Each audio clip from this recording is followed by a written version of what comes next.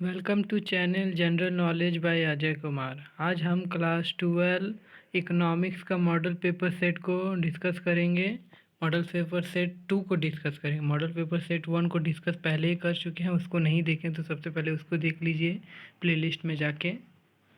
तो इकोनॉमिक्स का model paper set 1 को जो डिस्कस किए हैं, अगर वो वीडियो आप देखे हैं तो आपको पता चल गया होगा कि पैटर्न क्या होगा। उसी बेसिस पे जैक 5 मॉडल पेपर सेट को जारी करेगा हर सब्जेक्ट का, जिससे आपको पूरी तरह से आइडिया हो जाएगा कि इस बोर्ड एग्ज़ाम में किस तरह का क्वेश्चन पूछा जाएगा। ऐसे तो आपको पता होगा कैसे पूछा जाएगा, बट इससे क्वेश्चन का लेवल या क्वेश्चन कहाँ से किस टॉपिक से पूछा जा रहा है वो आपको आइडिया हो जाएगा। यही क्वेश्चन नहीं पूछेगा, ज़रूरी नहीं है, कुछ इंपॉर्टेंट है पूछा जा सकता है, बट 100% नहीं होगा। तो आपको तैयारी करना होगा खुद से। तो देखते हैं कि इसमें पैटर्न तो आपको पता है, आप इसको पढ़ लीजिएगा पहले ही क्या क्या पैटर्न है। हम एमसीक्यू से स्टार्ट करते हैं। सबसे पहले माइक्रो इकोनॉमिक्स से 52 मार्क्स का क्वेश्चन आ रहा। 15 मल्टीपल चॉइस क्वेश्चन है और 5 फिलिंग द ब्लैंक्स। इसी तरह मैक्रो में भी 15 मल्टीपल चॉइस और 5 फिलिंग द ब्लैंक्स है। तो 15 15 30 और 5 5 10 40 मार्क्स का टोटल आ रहा है ऐसे। फर्स्ट क्वेश्चन है, उपभोक्ता व्यवहार का अध्ययन किया जाता है। Consumer behaviour is studied in, तो ये हो जाएगा माइक्रो इकोनॉमिक्स में, सूक्ष्म अर्थशास्त्र में किया जाता है कंज्यूमर बिहेवियर या उपभोक्ता व्यवहार का अध्ययन। नेक्स्ट क्वेश्चन है, capacity of commodity to satisfy human want. किसी वस्तु की मानवीय आवश्यकताओं को संतुष्ट करने की क्षमता है उपयोगिता में, यूटिलिटी में। ऑप्शन बी इसका करेक्ट हो जाएगा। नेक्स्ट क्वेश्चन है, which of the following is demand function. तो डिमांड फंक्शन क्या हो जाएगा? ऑप्शन सी इसका करेक्ट हो जाएगा, D S equal to F F F multiply P X. तो ऑप्शन सी इसका करेक्ट हो जाएगा डिमांड फंक्शन को।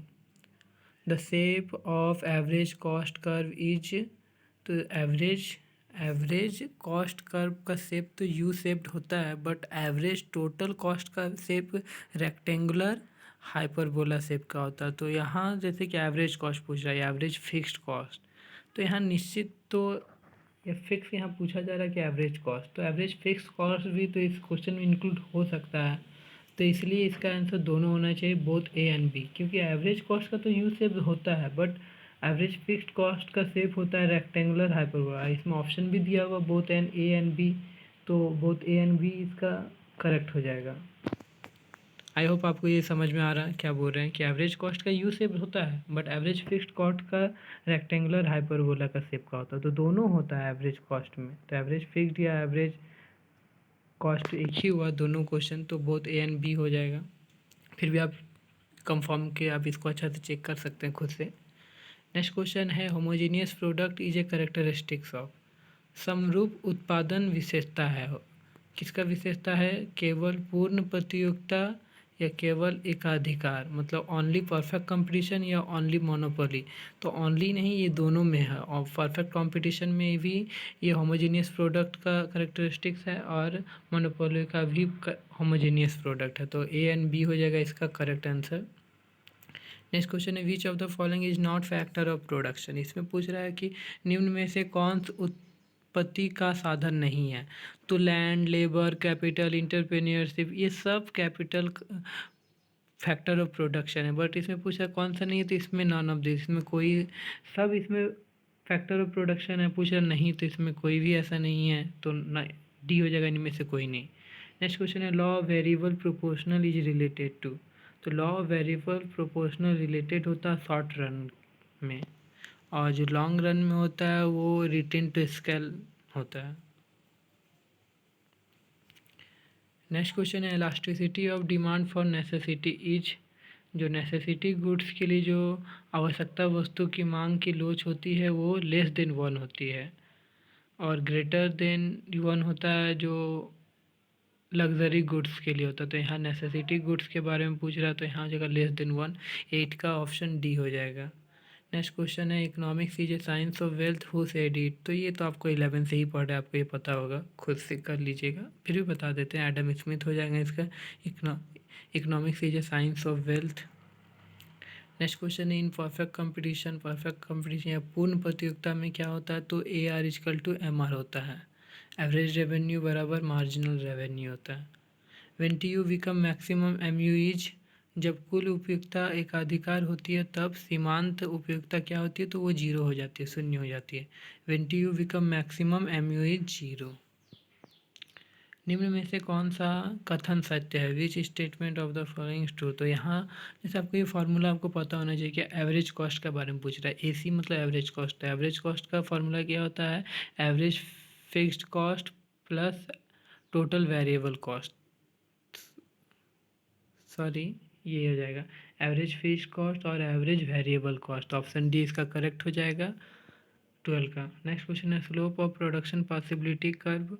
प्रोडक्शन पॉसिबिलिटी कर्व का स्लोप कैसा होता है, तो प्रोडक्शन पॉसिबिलिटी कर्व का स्लोप होता है फ्रॉम लेफ्ट टू राइट, बाएं से दाएं। नेक्स्ट क्वेश्चन है to which economic problem is basically related to. Economic problem किससे रिलेटेड है, तो ये चॉइस से रिलेटेड है, चुनाव से। आर्थिक समस्या मूलतः किस तत्व की समस्या है, तो चुनाव की समस्या है, choice. To which factor economic problem is basically related, तो ये चॉइस हो जाएगा। नेक्स्ट क्वेश्चन है मांग की लोच है। Elasticity of demand. Elasticity of demand क्या होता है, एक गुणात्मक कथन या मात्रात्मक कथन, तो ये दोनों हो जाएगा, both A and B, qualitative and quantitative method. Elasticity of demand क्या होता है, क्वालिटेटिव और क्वांटिटेटिव मेथड होता है।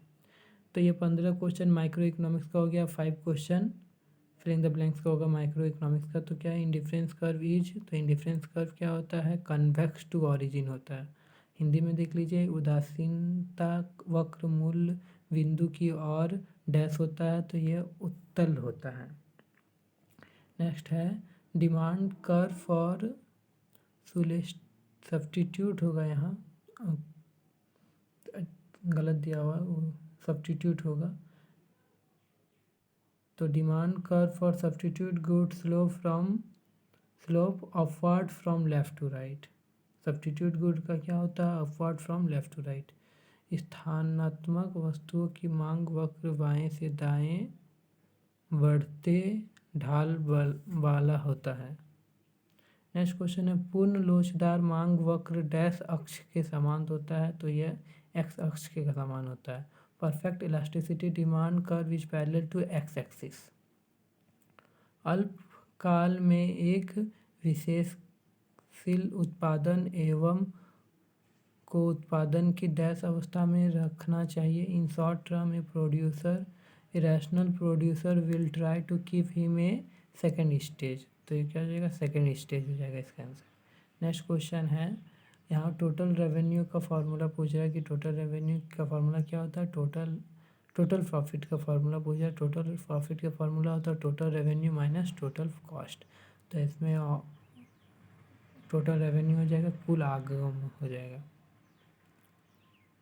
तो उसके बाद ये माइक्रो इकोनॉमिक्स का एमसीक्यू ये वेरी शॉर्ट है। ये सब क्वेश्चन आप खुद से करने की कोशिश कीजिएगा, नहीं तो ये सब का भी वीडियो फर्स्ट और सेकंड चैप्टर का ये सब जो भी है इसका वीडियो हम ऑलरेडी प्लेलिस्ट है इसका इकोनॉमिक्स का, आप देख सकते हैं कि यूटिलिटी क्या है, डिमांड क्या है, टू सेंट्रल प्रॉब्लम क्या है, तो उसमें थर्ड सेंट्रल प्रॉब्लम के बारे में बताएं, what to produce, how to produce and for whom to produce. उसी में दो के बारे में यहाँ लिखना है, what to produce, whom to produce कर सकते हैं। What is break even point, ये भी बताएंगे, आप देख सकते हैं। व्हाट इज प्रोडक्शन पॉसिबिलिटी का ये फर्स्ट चैप्टर का है। फर्स्ट चैप्टर और सेकंड चैप्टर को पूरी तरह से हम डिस्कस कर चुके हैं। Third chapter fourth chapter micro economics का वीडियो अपलोड करेंगे, उसमें आपको सारा मिल जाएगा। व्हाट इज प्रोडक्शन फंक्शन ये थर्ड चैप्टर का है। ये सब जितना भी क्वेश्चन है end of law of demand ये थर्ड फोर्थ चैप्टर से है, तो ये सब क्वेश्चन भी आपको मिल जाएगा नेक्स्ट वीडियो जो अपलोड करेंगे। तो आप फिलिंग द ब्लैंक्स और एमसीक्यूज को आप नोट डाउन कर लीजिए। ये सब का वीडियो जो question first second chapter micro economics का उसमें आप मिल जाएगा, आप चेक कर लीजिए जाके। इंग्लिश में है, हिंदी मीडियम में उसका अपलोड नहीं है, वो आप खुद से करने की कोशिश कीजिए। नेक्स्ट क्वेश्चन ये सब जितना भी है सब आपको मिल जाएगा। तो हम डायरेक्ट माइक्रो इकोनॉमिक्स कब चलते हैं, ये 48 मार्क्स का टोटल आने वाला है। इसमें भी 15 एमसीक्यूज और 5 फिलिंग द ब्लैंक्स है। तो इसको देख लेते हैं। क्या है कि राष्ट्रीय आय का मापन निम्नलिखित में से किस विधि से किया जाता है, तो which method is adopt for measuring national income. तो प्रोडक्टिव मेथड, इनकम मेथड या एक्सपेंडिचर मेथड, जितना मेथड है ये सारा मेथड के द्वारा नेशनल इनकम या राष्ट्रीय आय का गणना किया जाता है या मापन किया जाता है। तो ऑल ऑफ दिस हो जाएगा, डी आंसर इसका हो जाएगा। Which one is include in primary sector, इसमें से कौन सा प्राइमरी सेक्टर है? लैंड, फॉरेस्ट, माइनिंग, ये सभी प्राइमरी सेक्टर का है, प्राथमिक क्षेत्र में। विच of the following is not function of money, money का फंक्शन क्या क्या नहीं होता, जैसे कि मीडियम ऑफ एक्सचेंज ये होता है, store value, unit of account, लेखा की इकाई, ये सब होता है। बट ऑप्शन बी जो है प्राइस स्टेबिलिटी, ये मनी का फंक्शन नहीं होता है। तो ऑप्शन बी इसका करेक्ट रहेगा। नेक्स्ट क्वेश्चन है, जनता का बैंक कौन सा है? Which one is bank of public, तो कमर्शियल बैंक या सेंट्रल बैंक? सेंट्रल बैंक तो पब्लिक का बैंक नहीं होता है, क्योंकि सेंट्रल बैंक बैंक का बैंक होता है। तो यहाँ क्या हो जाएगा, बैंक ऑफ बैंक पूछ रहा है या जनता का बैंक पूछ रहा है? बैंक ऑफ पब्लिक, तो यहाँ हो जाएगा कमर्शियल बैंक हो जाएगा, कमर्शियल बैंक या फिर व्यापारिक बैंक। नेक्स्ट क्वेश्चन है, Reserve Bank of India was establish in, तो Reserve Bank of India establish हुआ था 1 अप्रैल 1935 में हुआ था। 19, ऑप्शन 20 का करेक्ट हो जाएगा। नेक्स्ट क्वेश्चन है, MPC plus MPS, marginal proportionality consume to marginal proportionality, ये जो है ये फॉर्मूला है, ये determination of income macro economics का 3rd चैप्टर का एनसीईआरटी में उस चैप्टर में ये दिया हुआ, तो इसका हो जाएगा 1 हो जाएगा। MPC plus MPS equal to 1 होता है। नेक्स्ट क्वेश्चन है, which of the following is are include under government tax? Government tax के अंदर कौन सा इंक्लूड होता है? इनकम टैक्स, कॉर्पोरेट टैक्स या एक्साइज ड्यूटी, तो ये सभी टैक्स इंक्लूड होता है गवर्नमेंट टैक्स रेवेन्यू में, तो ऑल ऑफ दिस हो जाएगा। नेक्स्ट क्वेश्चन है, the component of balance of payment, balance of payment का कंपोनेंट क्या होता है? करेंट अकाउंट या कैपिटल अकाउंट, तो ये दोनों होता है, चालू खाता और पूंजी खाता, तो ऑप्शन सी इसका करेक्ट हो जाएगा, both A and B. Next question है, reason of imbalance in balance of payment, भुगतान संतुलन में असमानता का कारण है, क्या कारण है? तो जो प्राकृतिक कारण, आर्थिक कारण या राजनीतिक कारण, तो ये सारा कारण है, नेचुरल, इकोनॉमिक और पॉलिटिकल रीज़न है, इनमें से कोई नहीं। तो जो reason of imbalance of balance of payment, तो इसमें से इकोनॉमिक या नेचुरल या पॉलिटिकल कारण कोई भी नहीं है, तो इनमें से कोई भी नहीं होगा। नेक्स्ट क्वेश्चन है, मल्टीप्लायर कैन बी एक्सप्रेस्ड है, तो देखिए यहाँ क्वेश्चन में ऑप्शन ही सही नहीं दिया हुआ, फिर भी आप इसको चेक कर लीजिएगा कि किस बेसिस पे पूछा जा रहा है। तो मल्टीप्लायर का फॉर्मूला क्या होता है? क्रेडिट मल्टीप्लायर का होता है 1/CRR, कैश रिजर्व रेशियो, ये नहीं दिया हुआ। मल्टीप्लायर का फॉर्मूला एक होता है K = delta S by delta Y होता है, वो भी नहीं दिया हुआ, तो आप इसको चेक कर लीजिएगा क्या है। विच सर्विस आर, या फिर नेक्स्ट वीडियो जब इकोनॉमिक्स का बनाएंगे इससे रिलेटेड डिस्कस करने की कोशिश करेंगे।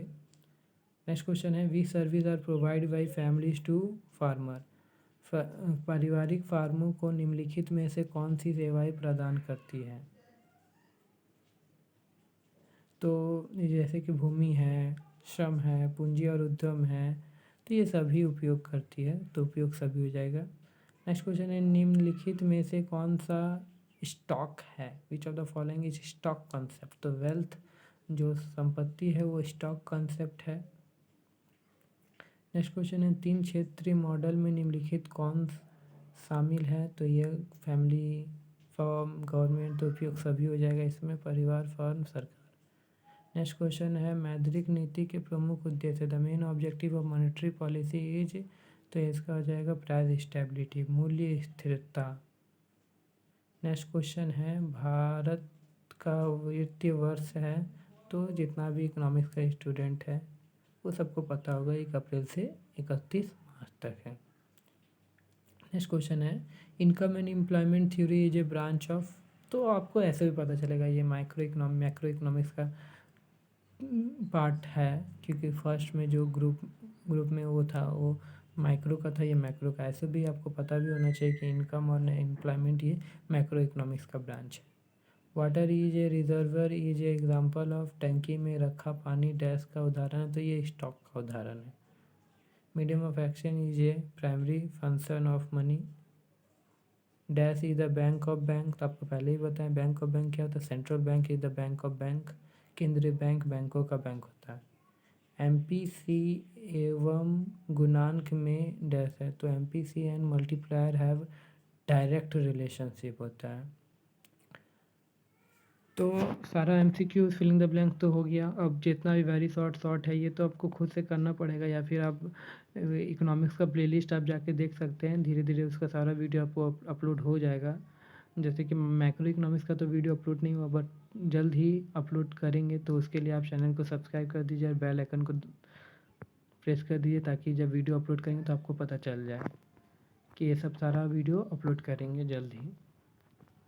माइक्रो का 2 चैप्टर हो गया और 2-3 चैप्टर उसमें बाकी है, फिर इसको अपलोड करेंगे।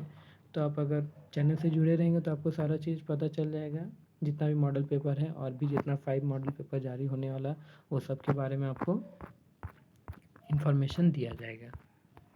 तो अगर वीडियो फर्स्ट टाइम देख रहे हैं तो चैनल को सब्सक्राइब कर दीजिए। अगर वीडियो अच्छा लगा तो लाइक कर दीजिए और चैनल को शेयर कर दीजिए, ताकि और भी स्टूडेंट को हेल्प मिले।